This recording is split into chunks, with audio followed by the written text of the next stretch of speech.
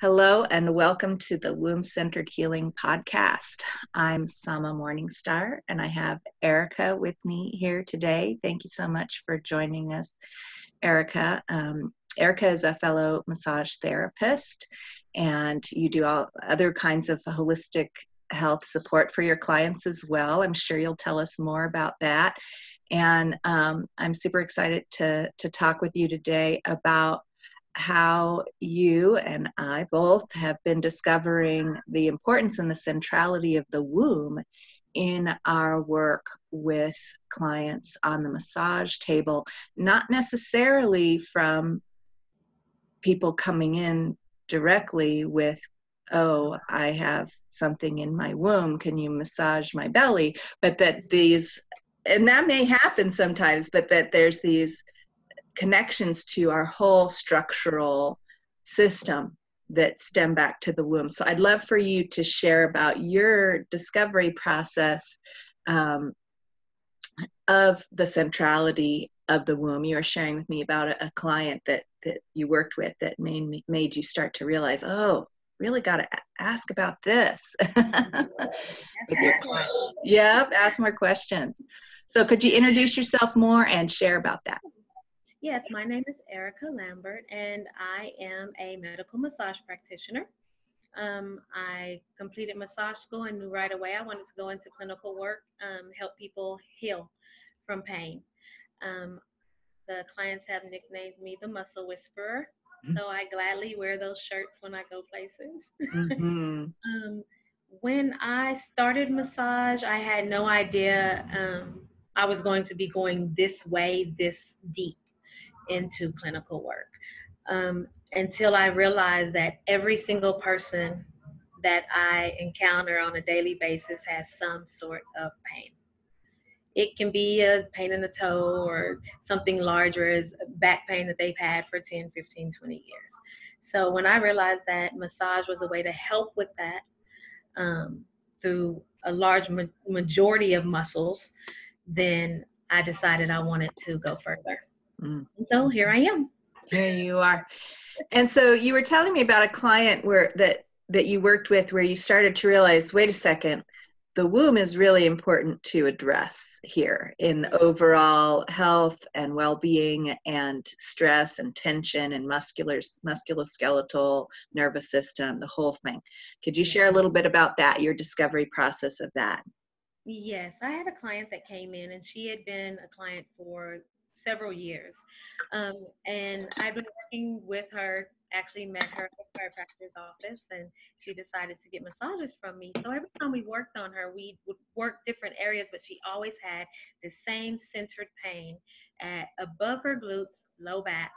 And no matter what we did, the release would only last temporarily, like a day or two. So I just started researching and trying to figure out what else was going on. So she came in another day and I asked her what was going on with her body today. And of course, same scenario, same situation, same pain. So as I started asking her more questions, I found out that she suffered from PCOS. And that she had to go through treatments to have her first child. So when I found that out, I realized that all of the pain that she had been centered around her womb and that disease that she had. Mm-hmm. So we worked all of her abdomen, her glutes, low back, everything together. I do stretches as well, a lot of the times with the clients, and found out that that was one of the main problems or problem areas that she had, and she never knew that her abdomen had issues. She never would have even thought about it without asking those questions and sort of explaining how everything worked together. Mm-hmm. So the more I worked with her and the more that we did in the womb area or abdominal work, she went back to her doctor, decided they wanted another child, and had some testing done, and ended up having a beautiful baby boy who I get to see now, and her. And we were able to help her just continue to move and be free and feel like she wasn't stuck because that's all she would tell me. I feel stuck. So it sounds like, and from what you were sharing with me before we hit record, that the tension in her abdomen was sort of all part of the PCOS. For those of you who aren't familiar with that medical terminology, isn't that polycystic ovarian syndrome? Yes. Which is, I think what that is that the ovaries can't have a hard time releasing the egg and create cysts around the eggs each month. Yes. And that perhaps they ovulate more frequently, or is that a different one? Actually, they ovulate less. So she had to go through treatments less to cause her to ovulate. Okay, so there's kind of a blockage around the process of ovulation somehow. And in my work, that is recognized as sort of a stagnation condition where the fluids and the energies of those organs are not flowing, are stagnant. And I really see in my work how tension, muscular skeletal tension in a particular area and chronic stress in a particular area does very much physically impede the free flow of fluid circulation of blood and lymph to that area, because the muscles and the skeleton are tight and squeezing the vessels actually physically that are moving there, and that the chronic stress continues to create that tight muscled squeezing. And so as we work with those areas through breathing, massage, movement, and release the chronic stress of the muscles, naturally the fluids, the blood, the lymph flow more freely and can begin to clear out the stagnant energies and substances that have built up in those tissues, like especially organs like the ovaries that are meant to release an egg and a whole bunch of fluids and hormones every month. There's a cyclical nature of it. If it's too squeezed in there with tension to do its thing, then there's a backup of substances. And as we bring more circulation, then that can clear out. And there's other treatments too that I like, steaming and things like that we can combine. And so I'd love to hear you shared a little bit more detail about how your massage treatments really facilitated, because normally a person who has PCOS and has to receive treatment to be fertile, to have another baby, may have to receive quite a few treatments to get, and like, what kind of injections are they receiving? Are they receiving extra hormones to get their ovary to really do it? But that if it's squeezed tight it's not that, it really has to produce something big, right, in order to go. Whereas, and that if it's not relaxed, then they might have to get lots of treatments of hormones, right? So share how that went with your client, that she was going in for this treatment, and then what happened? Yes, she had several treatments. She had to have the same treatment with her first, her daughter. And I knew she had treatments, but we didn't talk in detail, about what she had to do until right before, and she decided she wanted to have another child. And she was going in for these treatments, and she would have to get these injections and then wait and see what would happen to make her ovulate. Because she never had a cycle. So she never knew what was going on. So they would have to go spend this money to get injections so that she could ovulate, and hope that she would actually produce an egg and that it would be fertilized and she'd be able to carry to term.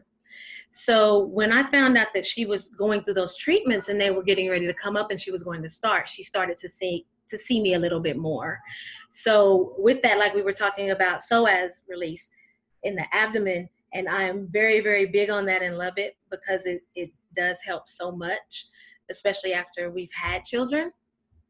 So I did a lot of work in the abdomen, not just massaging her, but we would do trigger point release, and I would raise and twist and like breaking up scar tissue. She had a lot of that in her abdomen from the first child, from her C-section. So we had to go through and break up scar tissue, really go slow and deep and remove adhesions so that she could move internally. So when we did that, it was so unique to me because I hadn't encountered that in school. I hadn't seen anyone do it before, but it's something about when you start working with your hands and you get in tune and you can feel the body changing around you. Mm-hmm. So that's what we did with her. She trusted me. That was the first thing. She trusted me to work on her. Mm-hmm. So even though she was stressed and tired and she had, I mean, that's a lot of stress to go through, to know that you may or may not have a child depending on what goes on with this. Mm-hmm. So with all of that stress and everything else from work and just life, knowing that you can touch someone and actually wait for the body to tell you what to do next and move through that process to help them is just amazing to me. So when I was able to help her do that, it was exciting. It was so exciting. Wow. Yeah. And so that's what motivated me. Yeah. That's what got me going to help more people. So it sounded like from what you shared with me before we started that she really felt that having all of those sessions with you made her fertility process easier and quicker. Do you know the difference between how many treatments she had to receive, fertility treatments she had to receive for her first child versus the second one, having had all these massages with you? Yes, I do. Actually, with her first one, I believe it was 3. With her son, it worked the first time. Huh. And so she was excited. Like I was telling you, she was joking, telling everyone I got her pregnant. And so, I mean, to me, that was exciting because I knew everything else that she had gone through now. Mm-hmm. And for her to come in and trust me enough to do that and to help her, mm-hmm. and her have a successful pregnancy and a healthy baby boy, mm-hmm. was wonderful. Mm-hmm. And did you work with her throughout the entire pregnancy? I did. Mm-hmm. I did. We did prenatal massage, and then after she had her son, we did postnatal also. Uh-huh. So that's when I incorporated a lot more after her healing. We did a lot more psoas treatments then. Uh-huh. And so you work with the psoas postpartum to help, and I imagine the whole pelvic area, to help with recovery. Can you describe that a bit about how you work with the postpartum woman's body to come back together after the process of childbirth? Yes, it's so fun. You guys should experience it. When she came in, of course, I had to wait for a 6-week checkup. So we waited for her checkup and everything was fine. So she came in and we did complete treatment. The whole treatment, that session, was done on abdomen. So I was able to sort of help because, we have all the shrinkage going on with our ovaries. We have everything that all of our hormones are racing and doing crazy stuff. She was breastfeeding, so that also went into play with how her hormones were imbalanced. But with the treatments that we did, we didn't just focus so much on, okay, let's gently move here and move here. We did more of finding out exactly what was going on in which area for her. So we worked towards her body in general. So she had a lot of pain and tension on her right side. So a lot of times I would release the left a little and then we would go back and we would work the right side. I did psoas release just because she had so much built up tension prior to the birth that I knew we had to do a lot more so that she wouldn't have more tension after. Mm-hmm. And like we discussed, the mental fatigue and all of that goes directly towards our center Mm-hmm. of our soul and our being.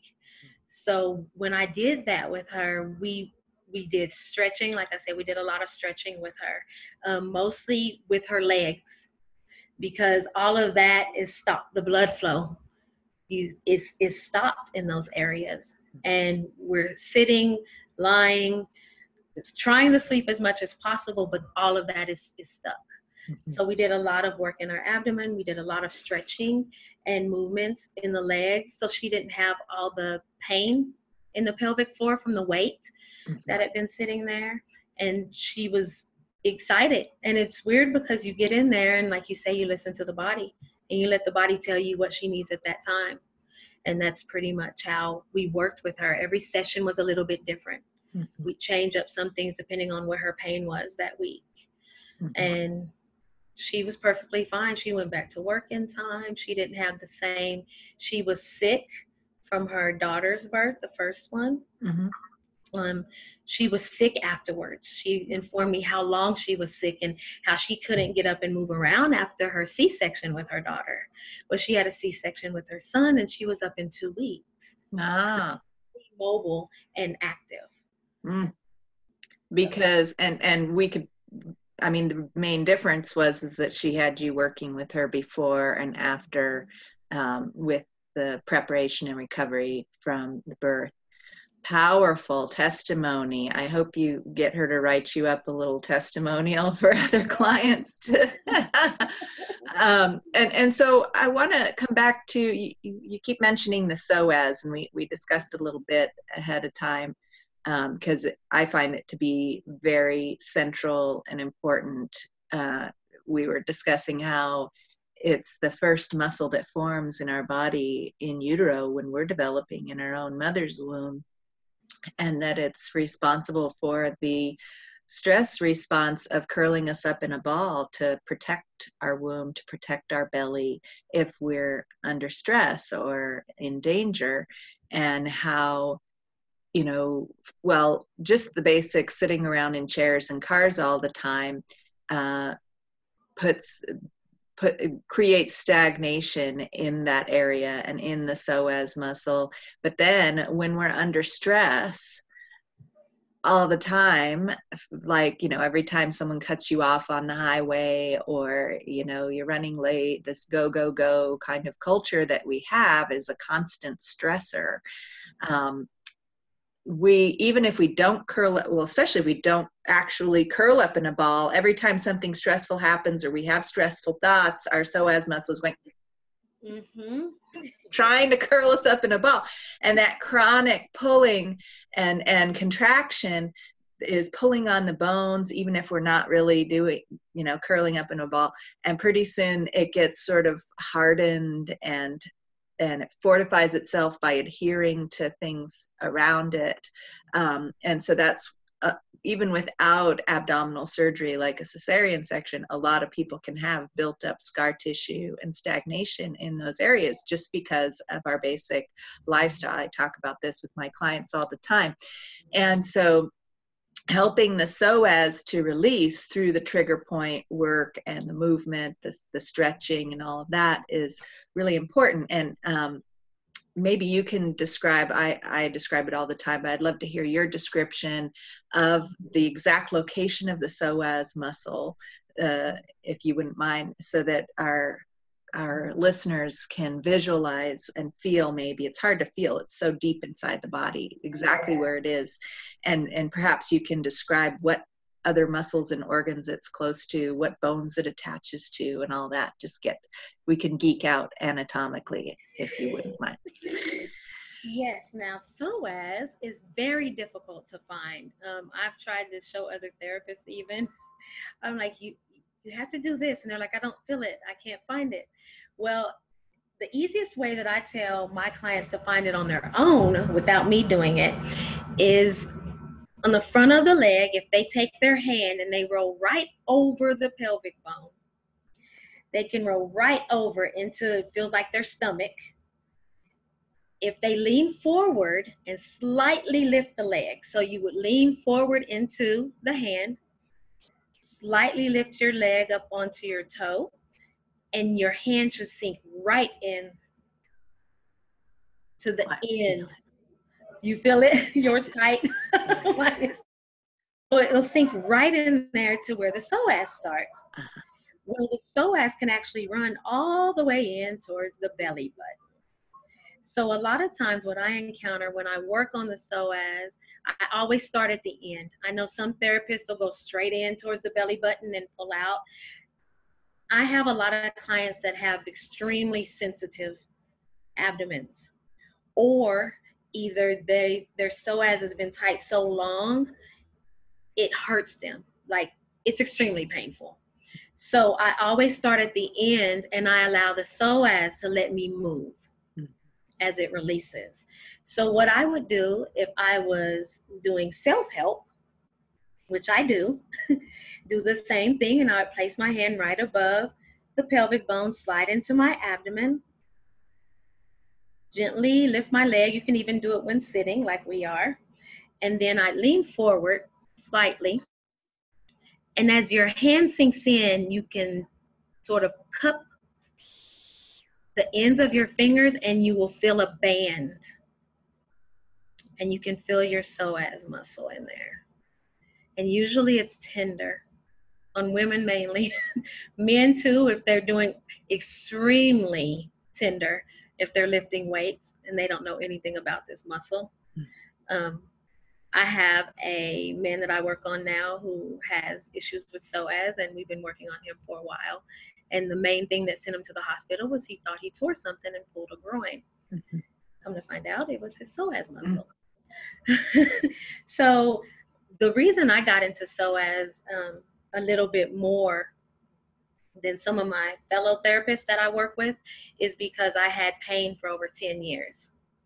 And I was back and forth to the hospital. They didn't know what was wrong. It was rotating around my abdomen, down my leg, sometimes my low back, and above the glutes in the low back.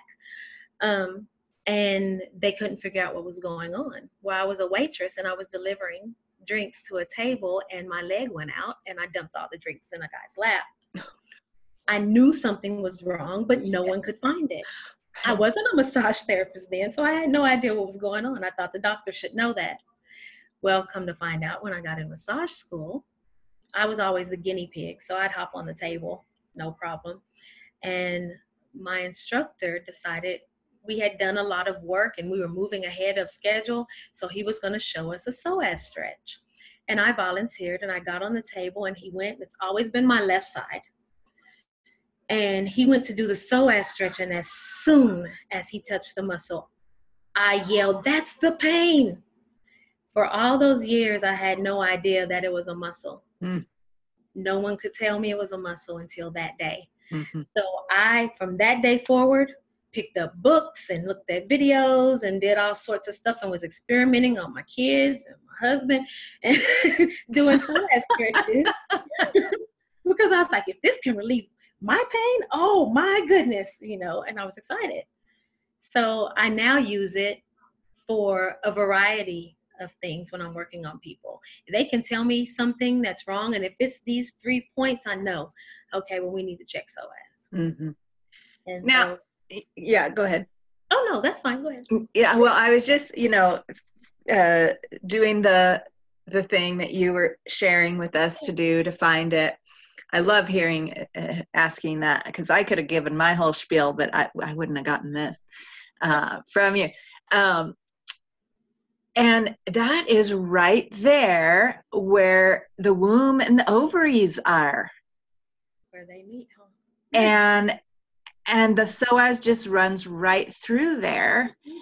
And what I was discussing earlier is that when we're under chronic stress, a muscle will start to adhere itself to other tissues and organs and muscles nearby.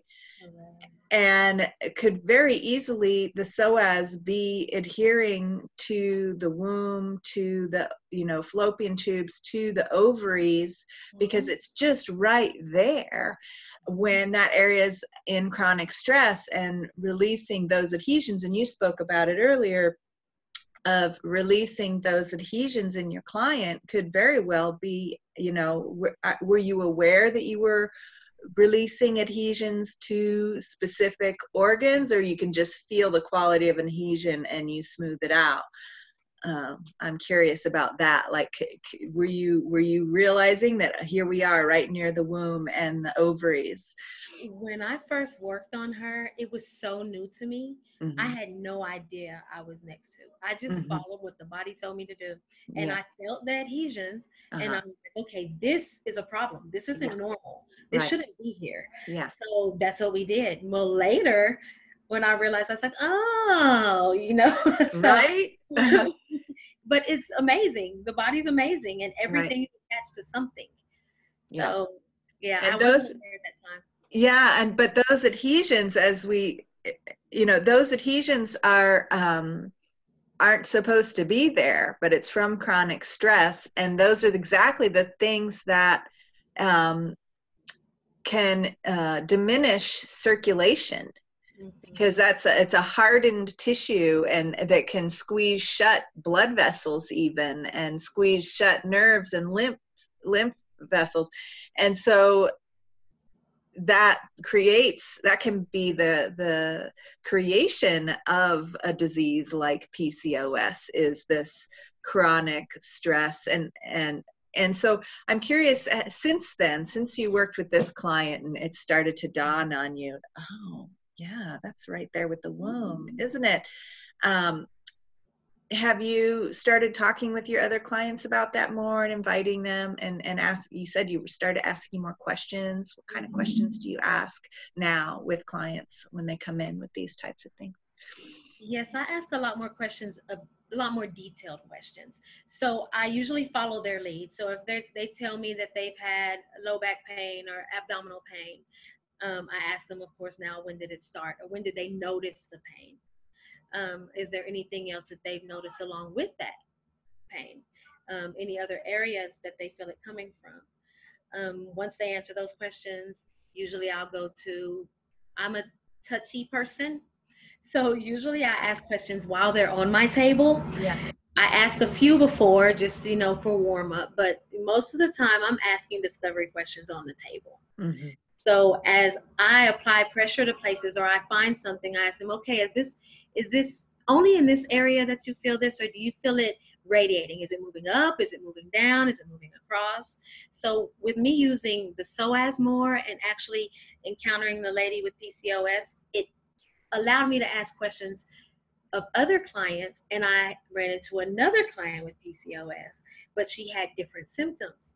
So we were able to do other types of stretches for her, Mm-hmm. and still led to wonderful abdomen and psoas work, but we were able to do other things. But I've also, asked questions about, what they were going through when they had their children. Mm-hmm. And if they had natural childbirth or epidural. Simple questions like that can also, in my mind, I might not go there right then, but it automatically triggers for me, okay, well, we may have issues in this area. And like you were saying, in the hips and the glutes and all of that before, when we were talking. So those are other areas that it can automatically send a red flag to me, and I can go explore and find out for sure if that's where it's coming from. Mm-hmm. And it allows me to get more pain relief from my clients now, Mm-hmm. because I am asking such detailed questions. I have the form, our standard Sure. for these questions for me, but I hardly ever use it as far as looking at it and reading it, except the last time they had a massage and if they've had one before, because those questions are so generic in the work that I do. I need more detail. Mm-hmm. I need something else from you. And a lot of times it can be as simple as, have you had an injury lately in this area? Oh, I just had a baby 4 months ago. Mm-hmm. So it can be something that simple to ask. You don't have to be direct, but you can get to that answer that you're looking for. Well, and so do you find that, like you said, that this woman who had the PCOS had a cesarean birth to start and a lot of scar tissue in and around the psoas area. And I know a lot of cesarean births, the incision is done right above the pubic bone, which is right in that area where we're finding the psoas, right? And so those abdominals, those more surface abdominal muscles are actually severed, and then they have to grow back together. I don't think the psoas is severed in a cesarean birth. I'm pretty sure that's deeper in. It's only this more surface abdominal muscles, and then so there's scar tissue there. But if there were, and I'm sure that that it helped to have been releasing the adhesions deeper in, because the psoas could have been adhered to the surface belly muscles, right? And that if that were the case and you went into a cesarean birth, the psoas could have been impacted by the incision, even if it wasn't supposed to be, but if it was adhered, you know what I mean? And so it just sounds so beneficial to help people clear out that chronic tension, and then the tension in the adhesions in the scar tissue afterwards in the recovery to improve circulation in there. Now you mentioned epidural. That's a whole other type of stress and may produce a whole different set of tension patterns. I'm curious to hear more about that. Like if someone says, oh yeah, I had an epidural in my last birth, where do you look for where does that clue you in to work with your client? Well, usually if I have an epidural, they've complained of low back pain, or sometimes they feel it. A lot of times the women will feel it starting like in the hips, on the side, and it's an achy sort of feeling, and they don't know why it won't go away. So that now that I've done it several times, I know to ask, have they had one? But then I will go around and start where the pain is in the back. So usually it's like, right along the spine. I can find the tension in that area almost every single time without them telling me exactly where the epidural was. You can feel where the epidural was without them telling you exactly, because there's tension in that area specifically, and that is like sort of the center point of where the pain is coming from, and the back pain, and that's unique to women who'd had an epidural. Is that what you're telling us? Correct. Wow. Yeah, and I thought it was weird, and then I kept doing it, and I was like, every time I could find exactly in that muscle, I could feel every single time where it was, and every time I touched, they were like, that's it, that's where it was. Wow, this is amazing, because we have no idea this is happening. We're going to the hospital to get them, of course, is to help us through the pain, but they're feeling this after, and sometimes years after. Their children can be 3-4 years old, and they've come in, I've had this ever since I had them, and they're thinking that it's because the weight of the child was there. But usually when I find out that it's been where the epidural is, and we work that area and relieve that tension in that muscle all the way down to the hip, then they will notice the release of that. And that hip pain was referred pain from that you've traced back to the source of it, which is at the actual location where the epidural needle went into the spine. Wow, so enlightening about this. I'm so glad you're working with this and helping women with these chronic pain. I'd say there's probably plenty of women who've just lived with that pain their entire life. And, I get women on my table all the time whose children are grown and out of the house, and they're having chronic, back pain, hip pain. They never had postpartum care to address any of this and are just living with that. And I know that sacroiliac joint and sciatic pain is much more common in women because we don't pay enough attention to helping our bodies come back together and release the tensions and stresses from the birth process and heal the tissue damage, the scar tissue, and all of that that may have occurred. And so, you know, I'm always telling my clients, well, you can still do your postpartum care now, even if it's, you know, 20 years later, 25 years later.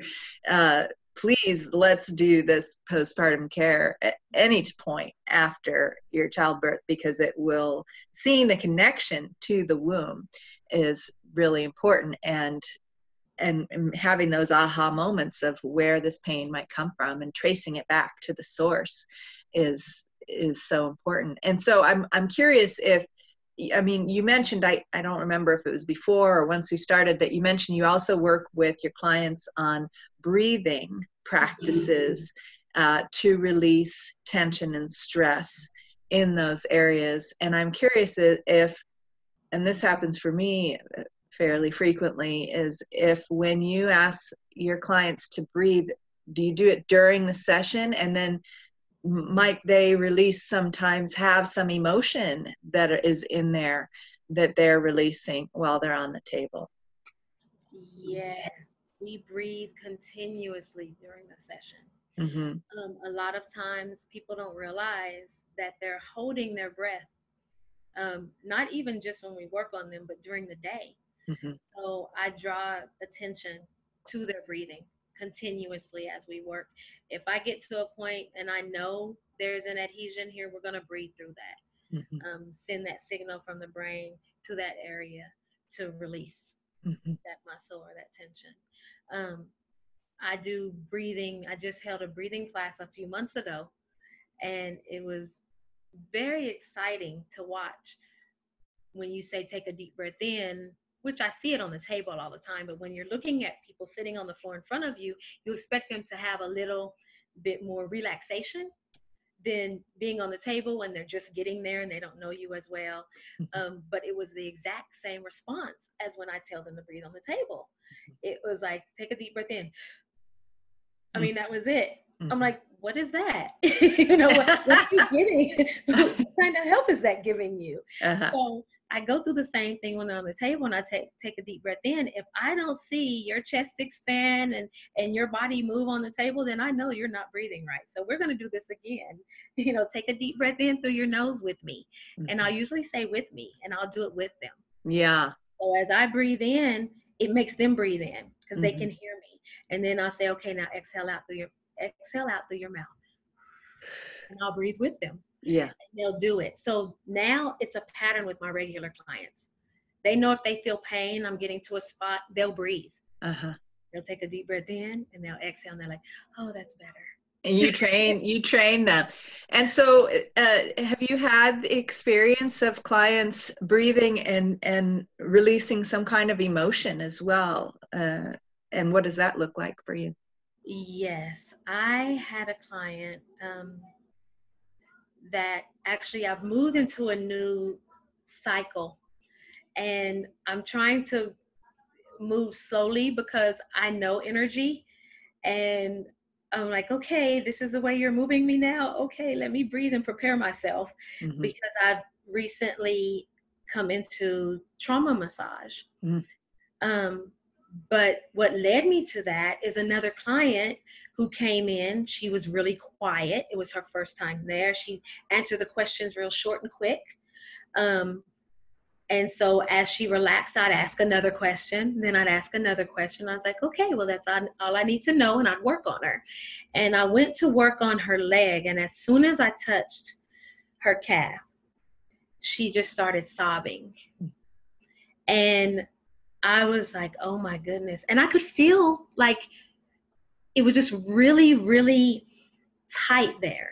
And the energy was heavy there. So as soon as she did, I just, real carefully grabbed the tissues and said, it's okay, gave them to her and went back to do what I was doing. And then after I finished the massage, she let me know that she was in a car wreck. And that spot that I was working on was a spot that was caught when she was in this car wreck. And when they got her out of the car, well, she was stuck, and they got her out of the car, that wreck was a wreck where her husband was seriously injured.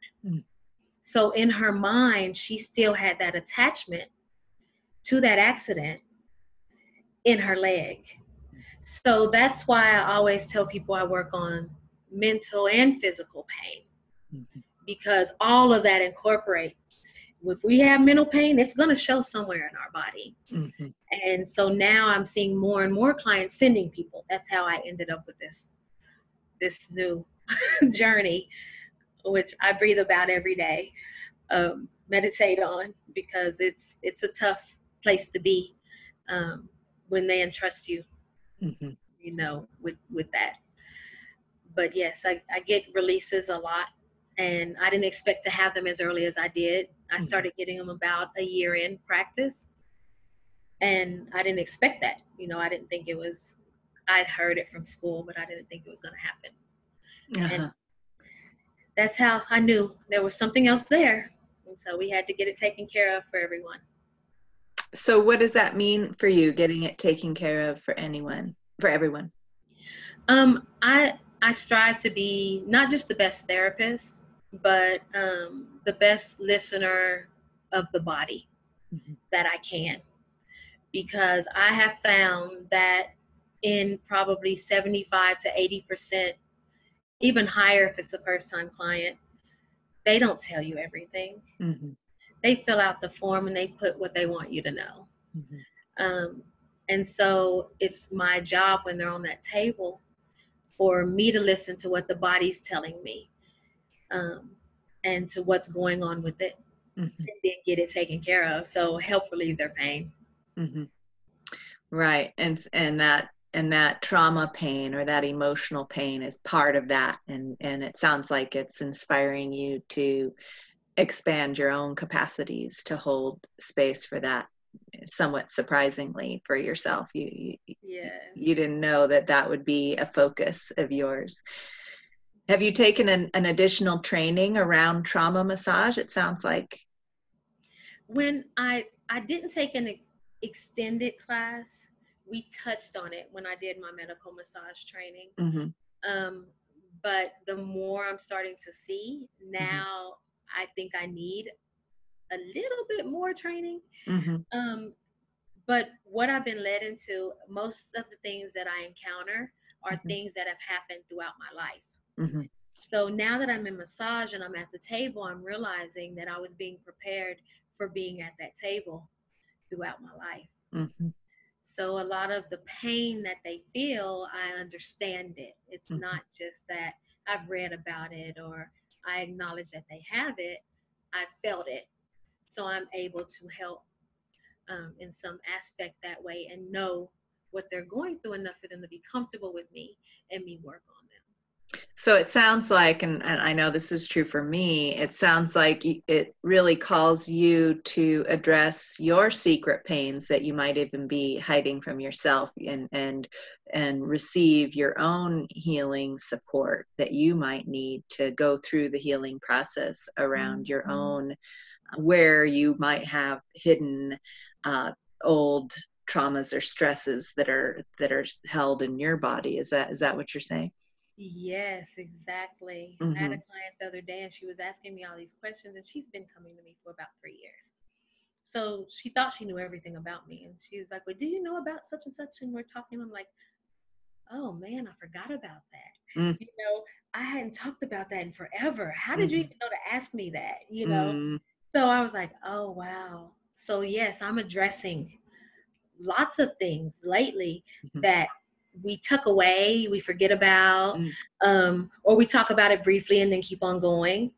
And so I've encountered a lot of that, and it has been helping me, not just in healing pain, but mental clarity, because I get bogged down sometimes from things that we've hidden or pushed back, and it causes us to lose that clarity and that focus. Mm-hmm. So it's been helping me a lot with that as well.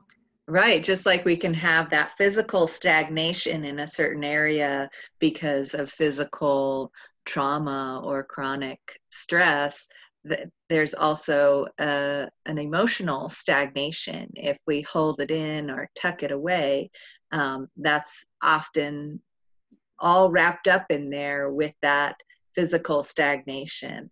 And that when things are stagnant, then things don't flow as freely in the nervous system, and so of course then that mental clarity, like it's like having a whole bunch of clutter in the back of the closet, right? You can't find stuff anymore. You open the closet and everything falls out instead of being able to reach in and find what you want. So beautifully expressed. Thank you so much for sharing your process and your professional discovery and your personal discovery on this journey of body-centered and womb-centered healing. I'm so glad for you and your clients that you are focusing in such a detailed and attentive and loving way on healing these, on supporting women and men to heal from these kind of chronic stress and tension issues that show up as pain in the body. So thank you so much for doing your work so beautifully. And if someone wanted to get in touch with you and learn more about your work, well, first of all, can you share where you're located? Because your work is probably, they have to be in the same area as you. So tell us where you're located and how people can get in touch with you. Okay, I am located in Texas. I'm in the Arlington area in Pantego, Texas. Mm-hmm. But that doesn't mean that I can't come to you, because I do massage parties and I travel to other states. So if there's something going on and you need me there, get a group together and contact me. Oh. So you can reach me on my website. It's where, WHERE, body meets, and it's MEETS, soul, SOUL.com. I'm also on Facebook. I have a Facebook page under the same name, and it's facebook.com, where body meets soul. And also on LinkedIn and Instagram under the same name as well. Wonderful. So good to learn all that about you and your work. And again, I'm Sama Morningstar, and this is the Womb Centered Healing Podcast. And it's a production of the Womb Centered Healing Temple, which is an online space. And if you want to be sure to get notifications about these future podcasts, you can subscribe, whether you're seeing it on YouTube or on Anchor or another platform. Be sure to subscribe. You can also sign up to get the Womb Centered Healing Temple's newsletter at wombcenteredhealing.com. So thank you so much for joining us for the podcast today. Once again, Erica, many blessings on your work. And until next time, that's all for now.